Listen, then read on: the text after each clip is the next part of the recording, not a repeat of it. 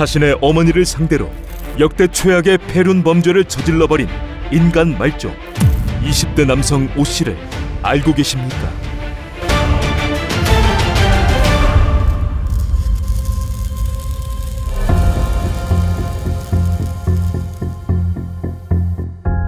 (2010년 2월 14일) 낮 12시경 경기도 양주 20대 남성 김씨가 어디론가 전화를 걸며 급히 향하는데, 이유는 자주 통화를 했던 어머니와 일주일간이나 연락이 되질 않았던 것이었다. 얼마 후 아파트에 도착한 김씨는 열쇠공을 불러 어머니가 사는 아파트의 문을 열고 들어가게 되는데, 불러도 대답 없는 어머니는 혈흔이 낭자한 안방에서 처참한 모습으로 숨져 있었고, 어머니와 같이 살던 이부동생 오씨마저 집에 없었다. 즉시 신고를 접수한 경찰이 현장을 찾게 되는데, 피해자인 어머니 서씨는 머리에 뭔가로 심하게 맞은 듯 두개골이 손상되어 있었고, 오른쪽 발바닥에는 천왕이라는 글씨가 피로 써져 있었으며 하의가 벗겨진 채 숨져 있었다. 이후 현장에서는 누군가의 침입 흔적이나 몸싸움의 흔적은 발견되지 않았고, 경찰은 침대 아래에서 현금 40만 원과 통장을 발견, 그리고 침대 밑에서 범행 도구로 보이는 망치를 발견하게 된다.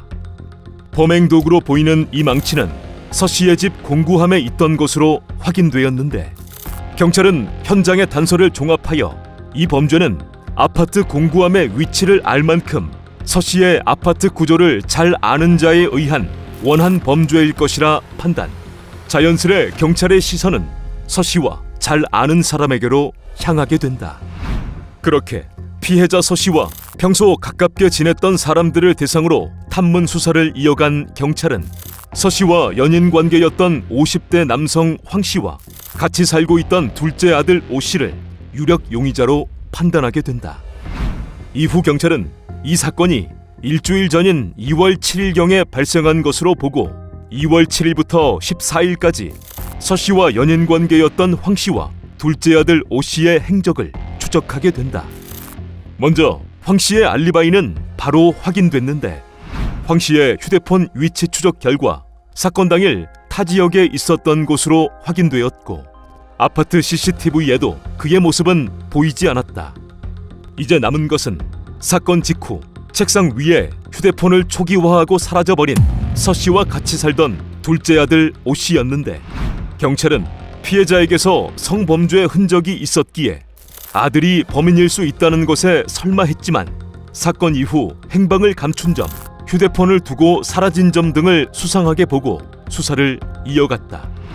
그렇게 오씨의 생활 패턴을 조사한 경찰은 오씨가 게임 중독이라는 것을 알게 되고, 이후 오씨의 게임 로그인 기록을 추적하여 사건 발생 직후부터 의정부의 한 PC방에서 지속적으로 접속한 것을 알아냈다. 그리고는 의정부의 PC방을 중심으로 수사를 이어가다 사건 발생 열흘가량이 지난 2010년 2월 16일 저녁 8시경 의정부의 한 모텔에서 오씨를 검거하게 되는데, 놀랍게도 체포 당시부터 별다른 저항을 하지 않은 오씨는 조사 과정에서 자신의 범행임을 순순히 인정했다. 대체 오씨는 왜 이러한 폐륜 범죄를 저지른 것일까? 과정은 이러했다. 피해자 서씨는 첫 결혼에서 큰아들을 낳았으나 이혼, 얼마 후 재혼하여 둘째 아들 오씨를 낳았지만 또다시 결혼은 실패. 이후 세 번째 남자를 만나 동거를 시작하게 되는데, 세 번째 남자가 오씨의 양육을 반대했고, 그때부터 7살이던 오씨는 친척 집과 교회, 시설을 전전하며 자라야 했다. 이후 7년 정도가 지난 뒤 14살이 된 오씨에게 어머니인 서씨가 연락을 해왔고, 그때부터 어머니인 서씨와 그리고 동거남, 아들인 오씨가 함께 살게 되지만 먹고 살기가 바빴고 동거 중이던 남자와 잦은 다툼까지 있었기에 어머니인 서씨는 둘째 아들 오씨를 챙기기가 쉽지 않았다. 그렇게 1년 정도 어머니와 함께 살게 된 오씨는 시끄러운 집을 나와 다시 교회와 복지시설 등을 전전하며 중고등학교 시절을 보내지만 학교 생활에는 적응하지 못했고 결국 고등학교를 자퇴하게 된다. 이렇듯 어린 시절부터 여러 시설을 전전한 오 씨는 청소년 쉼터에서 상담을 받은 적이 있었는데, 당시 상담 기록에 따르면 그때부터 엄마에 대한 분노가 많아 언젠가 엄마를 없애버리고 싶다는 말을 했다고도 한다. 그렇게 고등학교를 자퇴한 오 씨는 2007년경부터 어머니와 함께 생활하지만 오 씨는 정신분열증, 즉 조현병을 앓게 되고, 때문에 20살이 지나도록 집에서 게임만 하며 은둔 생활을 해야만 했다. 이때 오 씨의 이러한 모습을 본 서 씨는 20살이 넘은 아들이 사회생활도 하지 않은 채 집에서 게임만 하고 있으니 잔소리를 할 수밖에 없었고, 운이 없어 너 같은 애를 낳았다는 말을 하기도 했었다. 그럴 때마다 어릴 적부터 엄마에 대한 분노를 안고 있던 오 씨는 서 씨의 잔소리를 자신을 무시하는 폭언으로 받아들였고, 결국 어머니인 서 씨를 없애버릴 폐륜 범죄를 저지르기로 마음먹게 된다. 2010년 2월 7일 아침, 서 씨가 오 씨의 아침밥을 챙겨준 뒤 안방에서 잠에 들었는데, 이때 기회를 엿보던 오 씨는 서 씨가 깊이 잠든 것을 확인한 뒤 마스크와 모자를 꺼내 쓰고 공구함에서 망치를 빼낸 뒤 안방으로 들어가게 된다.